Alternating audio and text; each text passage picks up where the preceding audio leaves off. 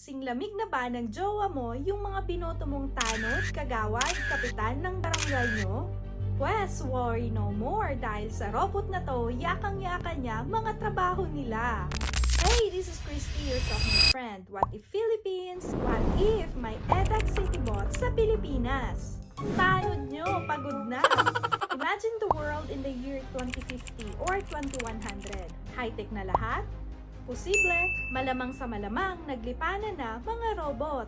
Yung mga pangakong napako ng mga nakaupong politiko sa lugar nyo, i-caring-carry ng robot na to. Nagro-ronda, taga-report ng krimen, namumulot ng basura, mail delivery, taxi, at taga-kutos ng mga pasaway mong kapitbahay na alauna ng madaling araw, panay pa din ang karaoke.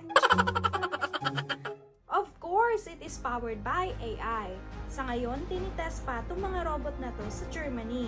Paano kaya kung bawat barangay sa Pilipinas meron ang robot na to?